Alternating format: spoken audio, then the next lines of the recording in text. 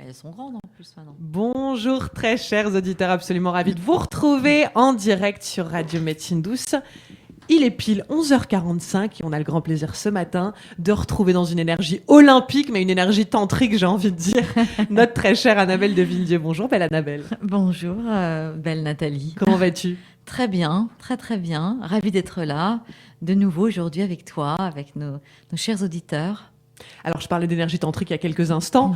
C'est vrai que tu rayonnes d'une belle énergie, de ton énergie de femme. Alors, je t'ai toujours connue arriver dans ce studio, incarnant le féminin. C'est vrai qu'on sent que tu es vraiment en osmose avec ton féminin sacré, mais peut-être aujourd'hui plus que jamais. Et justement, on n'était pas sûr de faire l'émission ce matin, mais on s'est dit, cette belle énergie, il faut que tu viennes nous la partager sur Radio Médecine Douce. Je crois qu'en ce moment, il y a beaucoup de choses qui se précisent pour toi, et notamment un travail qui va s'annoncer avec les femmes, qui a déjà démarré depuis un bout de temps avec les mères éveilleuses, mais là qui va peut-être encore davantage s'accentuer. Tu as envie d'aider aujourd'hui les femmes à se connecter à leur féminin ? Tout à fait, je pense qu'il y a un vrai travail aujourd'hui à faire avec le féminin sacré, et je dirais peut-être les femmes, mais aussi que l'homme connecte cette partie de lui qu'on appelle le féminin sacré, pour qu'il puisse véritablement rencontrer la femme.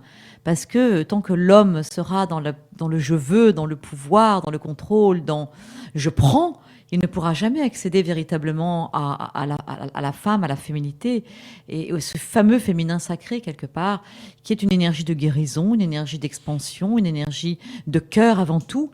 Et l'amour ne peut passer que par le cœur. Donc tant que l'homme voudra prendre, il ne pourra pas accéder véritablement à tout ce que peut lui apporter la femme en tant que telle.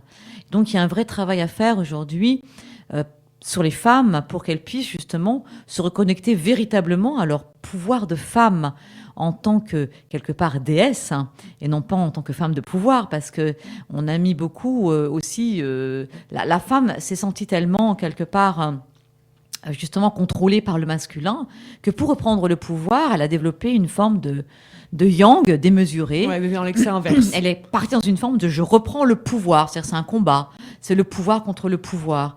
Et dans ce pouvoir, quelque part, elle a développé un yang très fort, et elle est coupée de sa véritable dimension féminine, de cette femme sacrée, qui est l'émanation, quelque part, du divin, de la douceur, de l'amour, de la présence, de la compassion. Parce que quand la femme est dans cette vibration de l'amour, de la présence, du cœur, de la compassion, elle peut véritablement toucher l'homme dans son cœur et ouvrir un espace qui va permettre à l'homme aussi de pouvoir, quelque part, retrouver cette partie en lui de douceur, d'amour, de compassion et de féminité, quelque part, de s'abandonner à ce féminin qui va lui permettre aussi de pouvoir se sentir véritablement exister dans un masculin véritable, un masculin sacré. Donc il y a un travail aujourd'hui très important à faire parce que du fait que la femme ait voulu prendre le pouvoir, elle s'est destituée d'une partie d'elle-même. Elle laisse, en plus, elle a laissé son pouvoir entre les mains de l'homme. Et aujourd'hui, une femme se sent exister quand aussi l'homme va la faire jouir, elle remet son pouvoir entre les mains de l'homme comme si c'était lui qui allait la faire jouir, c'était lui qui allait la rendre heureuse, c'était lui qui allait qui allait lui permettre, d'avoir du plaisir. Mais non, pas du tout. L'amour, c'est un échange. L'amour, en tout cas dans la sexualité, est un échange qui se fait à deux, dans une énergie, dans une vibration d'échange, de respect, de présence, où on n'attend rien justement, et dans cette non-attente, tout peut se créer. Et c'est pas plus l'un que l'autre qui va amener, faire jouir, parce que là, je suis dans je veux, et je mets du contrôle sur l'autre. Alors dans l'énergie tantrique, c'est pour ça que je sors d'une merveilleuse semaine tantrique, de massage tantrique et d'expérience tantrique. Dans le tantra, justement, c'est un voyage avec soi-même qui nous permet de nous relier véritablement à qui nous sommes, dans notre présence et dans je suis. Et je n'attends rien, et je ne cherche rien, et je ne veux surtout pas induire quoi que ce soit chez l'autre. Et là, du coup, tout peut se créer. Et ça demande un véritable abandon à soi, pas à l'autre, abandon à soi, un lâcher-prise avec soi-même, pour que tout puisse se créer dans l'énergie. Et si je n'attends rien et que mon partenaire en face n'attend rien, eh bien la magie de la vie se crée. Et là, je vais rentrer dans une autre vibration, une autre possibilité d'échange, dans le lâcher-prise, dans ce qui doit se créer. Et l'énergie, justement, à ce moment-là, peut véritablement circuler entre deux êtres et circuler à l'intérieur de soi. Parce que dans le tantra, on accède quelque part à ce qu'on appelle des orgasmes énergétiques. Ce qu'on appelle l'orgasme de la vallée, ce qu'on peut appeler aussi chez les mystiques, quelque part, vivent aussi ce type d'expérience. Les extases mystiques ne sont guère que des orgasmes énergétiques, en fait.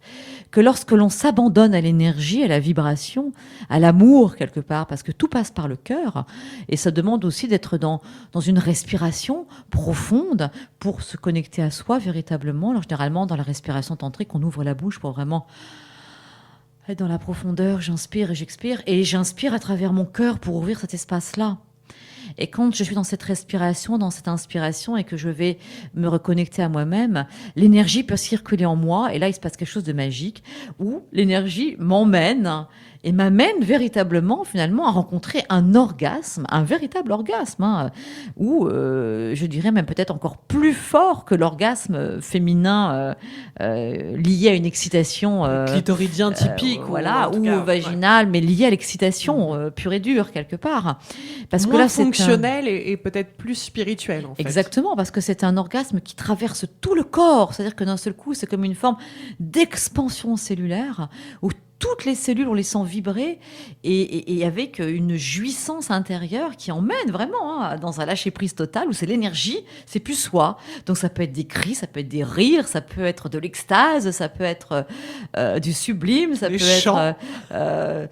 peut-être pas les chants parce que c'est vraiment c'est un lâcher prise, c'est c'est-à-dire c'est ça, il y a absolument plus aucun contrôle. Mais c'est vrai qu'on goûte déjà, excuse-moi Annabelle, je t'interromps, mais on goûte déjà finalement à ça aussi dans une forme de jouissance physique. J'ai envie que tu puisses nous expliquer en quoi là on peut, dans notre manière d'aborder la sexualité, ne plus avoir d'attente, parce que c'est ça que tu décris.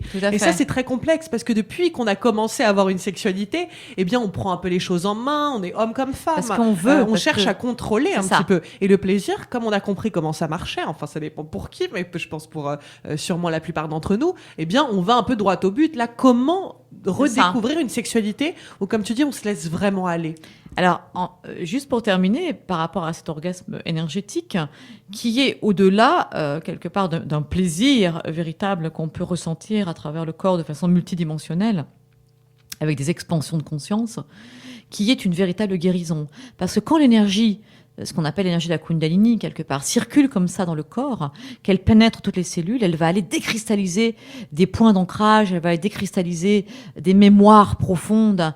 Voilà. Et c'est comme si d'un seul coup, tu vois, cette énergie te traverse, elle nettoie, elle purifie, elle ressort par la tête et il se passe quelque chose de magique. Et il y a avant-après. C'est vraiment des guérisons à chaque fois. Et ça, c'est extraordinaire. Et c'est vrai qu'aujourd'hui, en fait, la sexualité a été complètement déviée finalement de sa racine première parce que à l'époque, en tout cas de la première Atlantide, on faisait l'amour en conscience et on avait un partenaire tantrique sexuel parce que on peut faire l'amour énergétiquement, mais c'est pas pour autant qu'on va dans la sexualité. On est sur un deuxième plan. Tu vois ce que je veux dire? Non. Et donc, il y avait des temples dédiés à l'amour et on choisissait donc son partenaire de couple, de relation. Et quand les couples faisaient l'amour, c'était dans un temple sacré parce que l'énergie qui se dégageait était tellement puissante que c'était une énergie de guérison. Et c'est vraiment ça. C'est parce qu'il touchait à l'époque cette conscience de l'énergie, de l'orgasme énergétique cosmique, voilà, au-delà. Mais donc, c'est les lieux dans lesquels il le faisait qui amenaient aussi ça? Après, c'est vrai que ça demande... non, c'est l'énergie en tant que telle, mais le lieu était dédié à ça, donc chargé d'énergie, et les personnes, après, pouvaient venir se ressourcer dans cet espace et se guérir et recevoir cette énergie. Parce que quand on l'émane, c'est une émanation qui irradie, et les personnes qui sont en face vont recevoir ça. C'est une guérison pour soi, mais aussi pour ceux qui sont là. Parce qu'il y a une énergie qui circule et qui, en même temps, est une émanation de soi, quelque part. Donc c'est très, très, très puissant.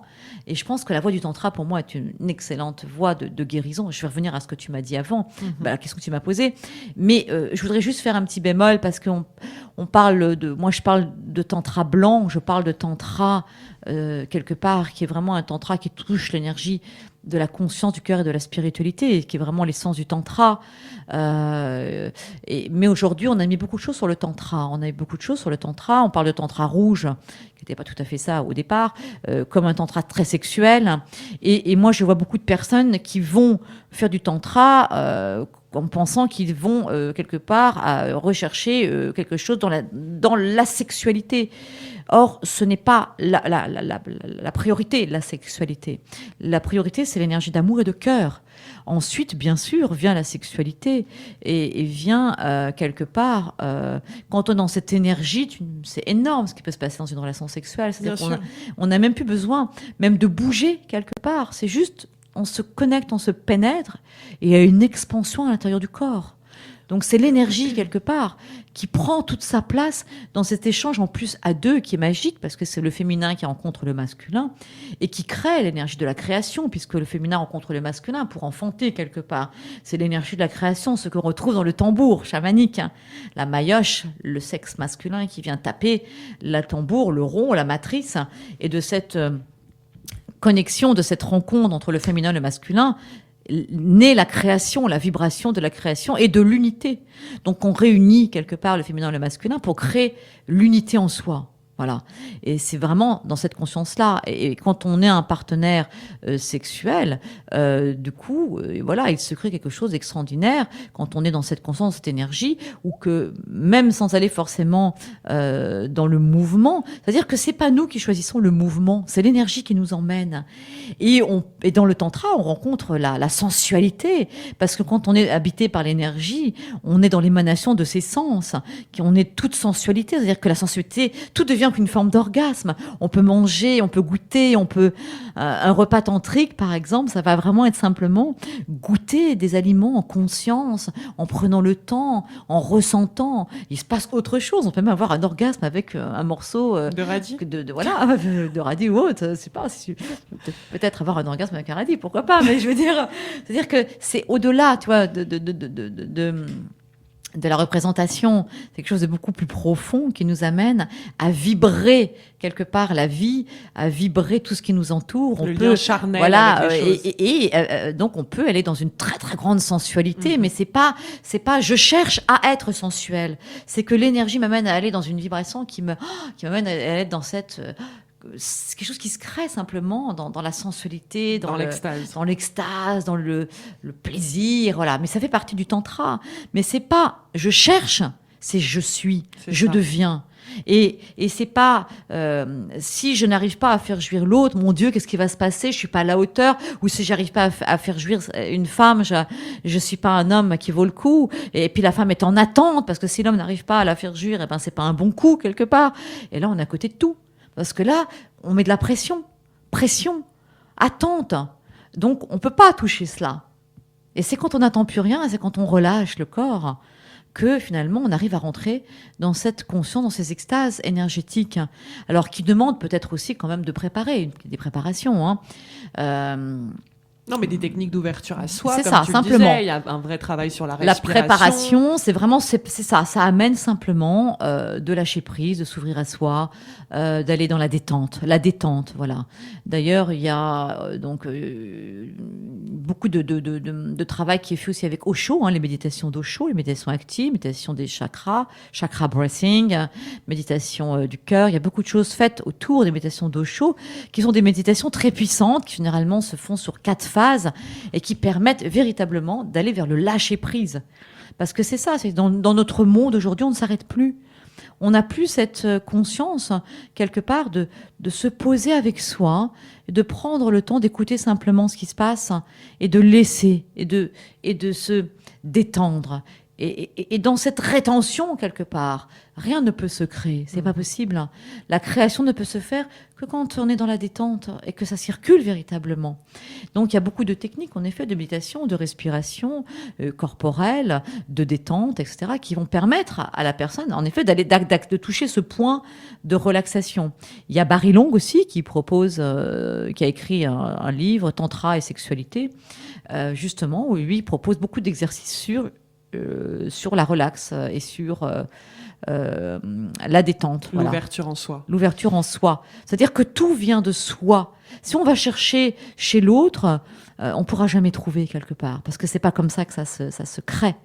C'est vrai qu'en t'écoutant, je pense à toutes ces femmes et j'ai eu tout d'un coup même une image là à travers tout ce qu'on a évoqué depuis tout à l'heure, c'est qu'il y a beaucoup de femmes qui souffrent d'un manque de libido et ça, évidemment que ça peut toucher certains hommes, mais on le rencontre beaucoup chez les femmes qui, à mon avis, se sentent presque parfois agressées dans la sexualité avec le masculin et qui sentent qu'on prend le pouvoir sur elles en fait, et qu'à un moment même le sexe féminin, il n'arrive plus à s'ouvrir, il n'arrive plus à fonctionner normalement, presque ça devient douloureux, la pénétration est difficile. Exactement. Et donc du coup ces femmes-là finissent par déjà ne plus du tout être en lien avec elles-mêmes et donc refuser la sexualité, ou à part de temps en temps pour rendre service à monsieur pour qu'il arrête entre guillemets, et je le dis de manière grivoise, mais arrêter de les embêter et juste voilà, bon bah c'est fait et jusqu'à la prochaine fois, et donc du coup qui sont complètement coupés de leur énergie de vie. Et je pense que la voie tantrique peut être pour ces femmes mais d'une libération extrême. Mais bien sûr. Parce que ce que tu décris, c'est déjà de créer l'espace en soi et puis après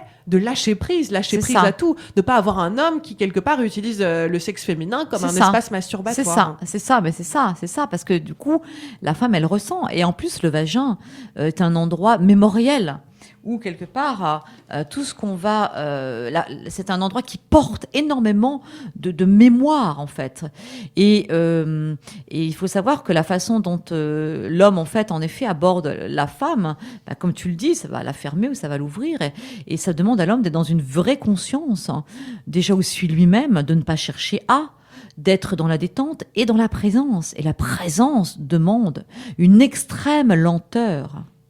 C'est-à-dire qu'à chaque instant, chaque moment que je vais poser un doigt sur la personne, je ressens ce qui se passe. Quand je masse, mes doigts sont en contact et je ressens ce qui se passe avec la peau. Donc à chaque fois que je pose, que je fais quelque chose, enfin que je ne fais pas, que j'induis quelque part un contact avec une femme ou avec un homme, je suis dans ma présence en permanence. Et du coup, j'écoute.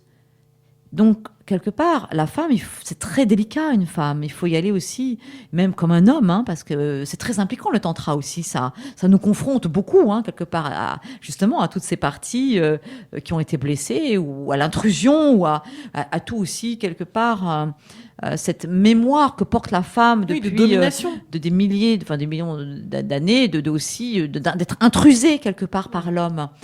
Et en fait, quand l'homme, justement, va toucher la femme, même dans ses parties intimes, avec beaucoup de tendresse, de cœur, d'amour, de présence, de conscience, de délicatesse, c'est une réparation. Ouais. C'est une réparation. Et plus il y a ça, et plus la femme peut s'ouvrir. Et plus elle va pouvoir, justement, ouvrir, quelque part, cet espace sacré, sa maison, sa matrice, qui est un véritable espace sacré quelque part. Et quand il y a cette rencontre qui peut se faire dans le sacré, c'est magique. Et l'homme, alors c'est vrai que l'homme cherche toujours aussi, finalement, à être dans la jouissance, le plaisir, et s'il n'a pas une érection quelque part, il n'est pas à la hauteur. Alors que dans le tantra, justement, on ne cherche pas l'érection. Et que même si parfois il n'y a pas d'érection, il n'y a pas forcément l'érection, mais l'orgasme peut être là, parce qu'il est au-delà d'une tension, justement. Et que ce n'est pas forcément dans la tension qu'il va se créer. Et que même si parfois il n'y a peut-être pas l'érection, juste par le contact ou une pénétration simple, je veux dire, de contact, l'orgasme peut avoir lieu.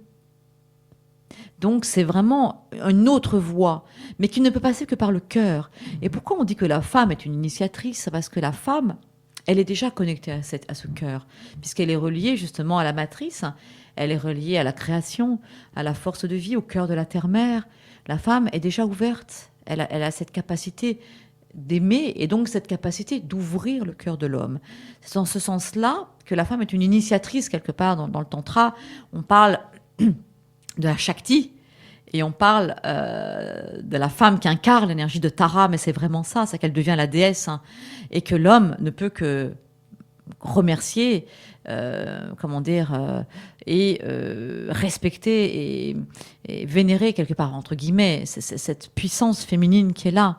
En tout cas, voilà, se mettre à genoux. C'est ça, quelque part, s'agenouiller devant cette présence lâcher, c'est ça en fait, s'autoriser en reconnaissant cette partie-là, la partie du divin.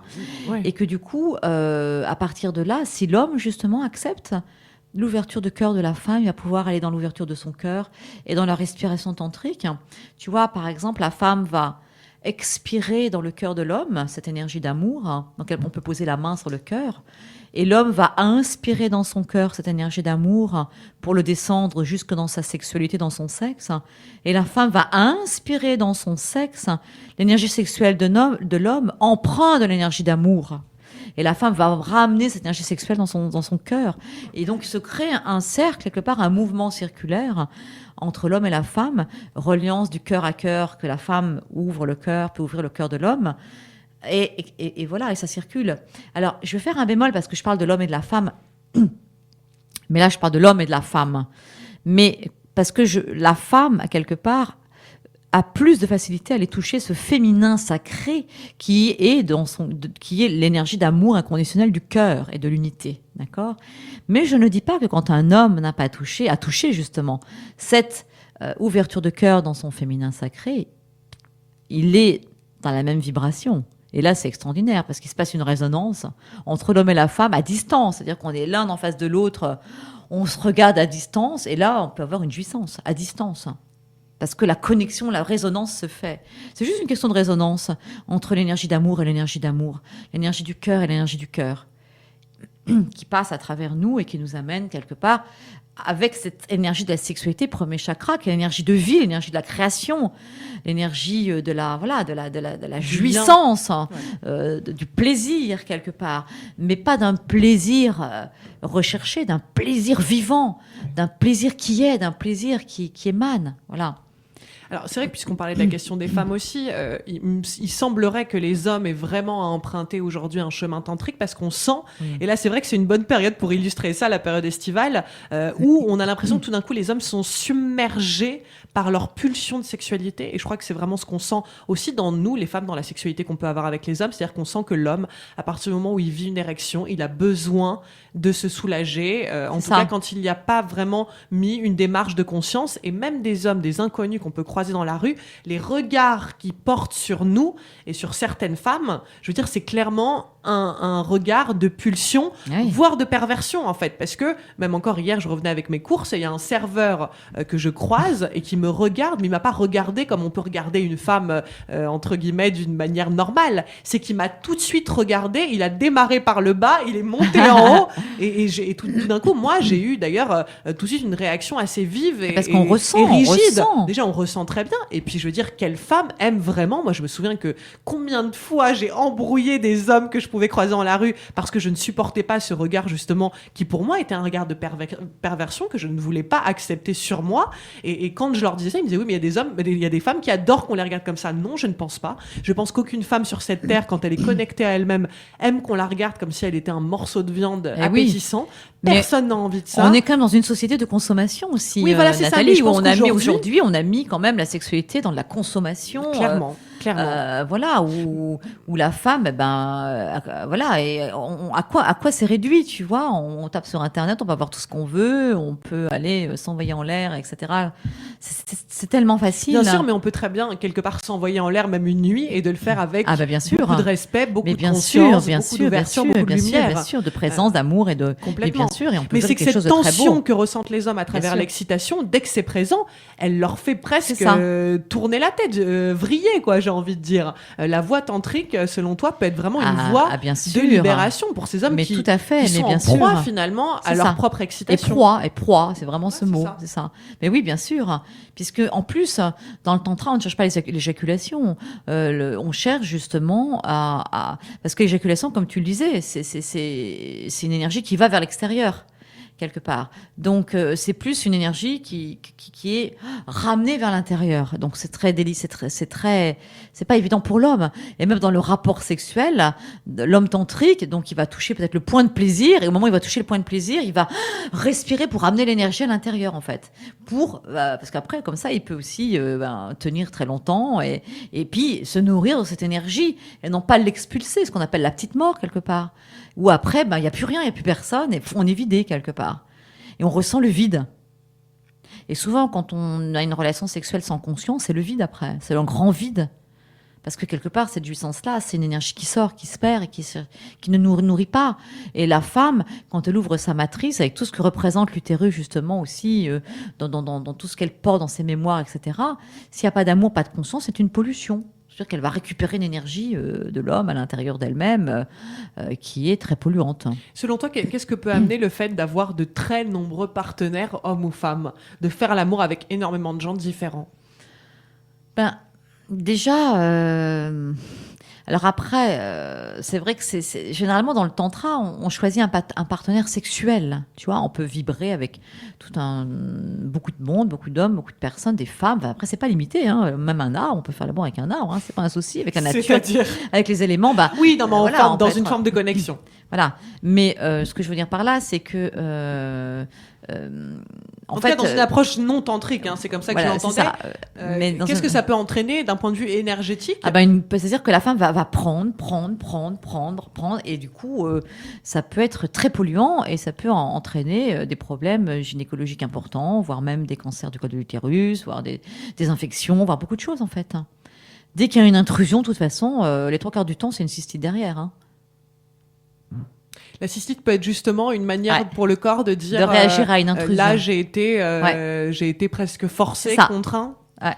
Contraint parce que le mental, parfois, c'est vrai que, bon, là, puisqu'on parle des femmes, mais les hommes, ça peut être la même chose, se sentant seul, l'humain va vers la sexualité pour justement combler un vide. On ressent aussi beaucoup ça. C'est ça, mais qui ne pourra jamais combler avec ça, parce qu'à chaque fois, ça sera le vide derrière. Qui ne le comble pas. Non, mais c'est pas pour faire un procès ou dire c'est bien ou mal d'avoir des tas de partenaires. C'est juste que je pense, et que la voix tantrique l'exprime très bien, que on disperse finalement l'énergie. Et Aruna, qui est venu il y a pas très longtemps, nous parler d'extase, bah voilà, finalement, de faire l'amour avec plein de gens, ça peut être un moyen d'explorer, mais finalement, on se rend très vite compte qu'on dissipe l'énergie au lieu de la concentrer. C'est ça. Alors, avoir un partenaire différent tous les soirs ou tous les 2 soirs, eh bien, c'est dommage parce que on vient disséminer un peu toute cette énergie qui pourrait concentrer dans un partenaire, ou en tout cas beaucoup moins. Et puis justement, vivre quelque chose de très s'intensifier. Voilà. Et en même temps, parce que c'est un chemin, le couple aussi, la relation. C'est un chemin. C'est pas toujours simple, quelque part aussi, d'aller dans cette aventure, quelque part, de vie à deux. Et c'est un vrai chemin aussi. Et parfois, c'est peut-être plus facile de dire, je vais pas dans le chemin, j'expérimente pas cette vibration-là. Et je consomme. Mais ça sera toujours le vide derrière, de toute façon, puisque ça ne peut pas remplir. C'est pas possible. Ça ne peut pas remplir. Et en plus, il faut quand même savoir qu'une relation sexuelle, moi qui travaille dans tout ce qui est énergétique, justement, les cordons, les liens énergétiques, quand on a une relation sexuelle avec un homme, c'est 10 ans quand même, l'empreinte énergétique. 10 ans. Entre 8 et 10 ans. Où on va porter encore la résonance, quelque part, énergétique. C'est vrai. De celui qui et de celle qui est peut-être plus pour la fin, parce qu'on est quand même à l'intérieur du yoni, donc on est dans une matrice, on est dans voilà. Mais c'est quand même Ah oui, 8 à 10 ans. Ah non, mais c'est reliant. Et puis on peut toujours couper les liens, moi. Mais c'est vrai que je vais prendre mon exemple. Il y a bien 2 ans, j'avais fait l'amour avec quelqu'un, mais pour le coup très conscient, et on a toujours gardé ce lien. On n'est jamais tombé amoureux, mais on avait vraiment vécu quelque chose de l'ordre de l'amour, un vrai moment de connexion. Et cet être-là, on sera, je pense, toute notre vie, même si on a pour le coup tous les deux coupé le lien, il y aura quelque chose. Et on se connecte très souvent, même avec une forme de télépathie. C'est quelqu'un avec qui j'ai souvent des liens télépathiques, et dès que j'y pense, on s'appelle. Enfin voilà, on est vraiment encore toujours très connectés. Connexion qui s'est faite, et cette connexion ne se perd pas comme ça. Alors, si elle a été faite dans l'amour et la conscience, c'est magnifique. Bien sûr qu'on peut avoir une relation, faire l'amour avec un homme, parce qu'on le ressent. L'essentiel, c'est de le ressentir pleinement. C'est d'être vraiment tout le temps en conscience de ce qui est juste pour moi. C'est ça aussi la voie du tantra. J'écoute à chaque instant, est-ce que c'est OK? Et à tout instant, je peux dire non. Je peux dire oui. Et ça, c'est important, parce que souvent, les femmes, on accepte. On n'a pas envie, mais on accepte. On est intrusé, mais on n'ose pas dire. Ouais. Et c'est vrai que c'est ça, reprendre le pouvoir sur soi en tant que femme aussi. C'est-à-dire qu'à tout instant, je peux dire stop. Je peux dire non. J'écoute si c'est vraiment OK pour moi. Là, comment ça se passe? Non, c'est pas OK, stop. Et c'est très important de se respecter. Et à chaque fois, d'être dans cette écoute permanente de ma limite. Qu'est-ce qui est juste, qu'est-ce qui est pas juste. Et c'est pour ça que ça demande d'être aussi dans dans la douceur et dans la présence, et d'y aller avec du temps, de prendre le temps, parce que quand je prends le temps, j'écoute à chaque instant. Si je vais à toute vitesse, je n'ai pas le temps d'écouter. Je suis prise par quelque chose qui ne me permet pas d'être à l'écoute. Et à chaque fois, c'est ça, reprendre le pouvoir. C'est que je peux dire oui, je peux dire non, ça me convient.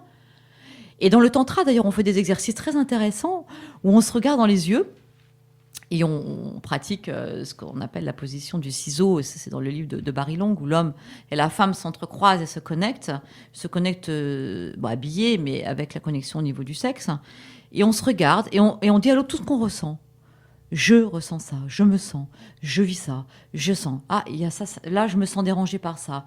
Je ressens du plaisir, je ressens un désir, je ressens tout ce qu'on ressent. Et du coup, ça amène aussi à pouvoir s'exprimer. C'est génial de pouvoir dire, même dans un acte sexuel, là, je ressens ça, là, je ressens pas ça, là, c'est pas OK. Et là, j'écoute à un moment donné, comme ça, je suis tout le temps l'écoute de ce qui est OK, pas OK pour moi. Parce que souvent, les femmes, on a perdu ça. On a tellement l'habitude d'avoir été prise quelque part par l'homme qu'à un moment donné, on accepte. Enfin, beaucoup de femmes, je ne dis pas on, parce que c'est pas juste de parler comme ça, mais quelque part, beaucoup de femmes acceptent quelque part de ce qu'elles n'ont pas envie d'accepter. Et se sent intrusées et du coup se ferment parce que derrière il y a de la colère et puis parfois on n'a pas appris. Et puis quand on a subi un traumatisme profond dans cette énergie sexuelle, c'est une empreinte très puissante quelque part qui fait que le mécanisme malgré tout de protection qui peut être de la pétrification, qui peut être je n'ose pas ou je ne peux pas, va reprendre le dessus dès qu'il y a quelque chose qui va être intrusif ou violent. Et ça, je pense qu'avec la voie du tantra, ça peut être génial aussi parce que on apprend à communiquer avec en face de soi un homme qui est dans le respect. Parce que dans les hommes tantriques sont aussi quelque part ils apprennent toute cette façon d'être, de se comporter et de ressentir. Et puis ils ont dépassé voilà. Ce qu'on évoquait tout à l'heure. Exactement. Ils sont là dans une autre dimension de leur être, de Exactement. leur conscience, de leur énergie. Ils ne cherchent plus à apprendre. Voilà, il n'y a plus cette recherche-là de la femme qui est prise quelque part.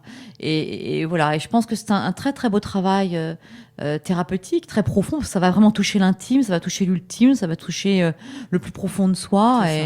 Et du coup, ça permet d'aller travailler très profondément aussi dans tout ce qui peut être vécu, dans les intrusions, dans la violence, voilà. Parce qu'il y a de la bienveillance. Parce que se retrouvant dans un contexte bienveillant de deux êtres qui sont là quelque part pour s'apporter dans la conscience et la bienveillance, c'est une réparation. Ouais. C'est un soin, c'est une guérison. Et que un homme qui va peut-être mettre le doigt dans le vagin d'une femme avec de la conscience, de l'amour et de la tendresse, va la réparer. Elle va lui permettre de pouvoir aussi se réouvrir à quelque chose peut-être qu'elle n'arrivait plus à ouvrir. Donc c'est très impliquant, mais en même temps c'est un chemin pour moi très riche et très réparateur quelque part dans la profondeur de la féminité. Bien sûr. C'est vrai que pourquoi pas imaginer en 2016, et je pense qu'on va conclure là-dessus, qu'on entend de plus en plus parler évidemment d'accompagnement, de thérapie, de développement personnel, mais pourquoi pas imaginer aujourd'hui une nouvelle thérapie de couple à travers les voies tantriques. Je pense que ça pourrait être très intéressant parce que les couples qui vivent ensemble se sentent finalement éloignés. Il n'y a plus de lien, comme tu le disais, dans l'intime, plus d'écoute finalement de eux-mêmes avant tout, et puis ensuite finalement de l'autre. Quand on a des enfants, quand on a une famille, on n'arrive plus vraiment à se retrouver à deux.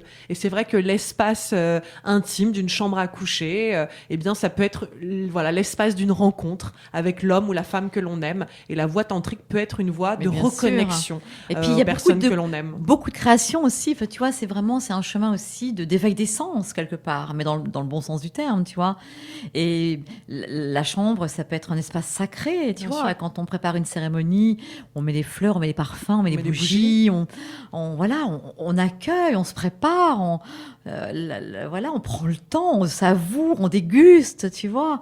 Mais si on consomme comme ça, comme un fast-food sur le bord d'autoroute.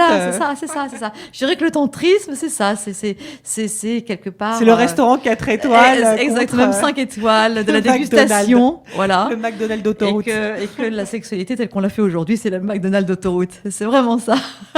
On pourrait faire ce parallèle, c'est vraiment ça. Bon, alors ici, on invitait les auditeurs à profiter justement de ces 2 mois d'été pour se retrouver dans ce lien d'intime avec la personne qui partage leur vie. Je pense que ça pourrait être une belle aventure qui démarre. Eh oui. Voilà, à travers plein d'exercices, comme tu dis, pourquoi pas créer dans la chambre à coucher un espace sacré. Recréer un temple avec des odeurs, avec des bougies, avec des fleurs. Et puis voilà, retrouver ce lien. Je crois que c'est un retour à la vie finalement, le retour à l'énergie tantrique. C'est ça. C'est retour à notre énergie de vie, on se reconnecte à ce que l'on est. Et puis quel bonheur de vivre un moment d'intensité charnelle. Dans la beauté. Voilà, exactement, dans la beauté, dans la réouverture à l'autre et à soi. Dans la douceur, dans la présence. Waouh, c'est magique. Ça va être torride cet été. Bon, ma chère Annabelle, en tout cas, nous, on te retrouvera, je pense, à la rentrée pour de nouvelles aventures, de nouvelles émissions. En attendant, chers auditeurs, vous pouvez retrouver notre très chère Annabelle sur son site www.annabelledevilledieu.fr. On peut te contacter, il y a ton adresse de contact, on peut suivre ton actualité, tes concerts méditatifs, on peut évidemment encore retrouver ton CD Crystalam, qui est disponible également via le site internet, ma chère Annabelle. Et puis, on se retrouvera avec les auditeurs pour des émissions à la fois thématiques, parce que c'est très agréable de parler de ces thèmes-là, d'avoir le temps de les approfondir, comme des rendez-vous un peu plus libre antenne, où là les gens nous contactent et on répond à leurs questions. Tout à fait. Merci pour toute cette belle transmission. C'est vrai que c'était très inspirant pour ce mois de juillet et puis pour lancer l'été dans une belle énergie dans intense une forme de vie. conscience, voilà, et la vraie énergie de vie, quoi. Ouais. On te souhaite un très bel été en tout cas. Moi aussi, un très bel été à toi, Nathalie, puis à bientôt. À nos auditeurs. À bientôt.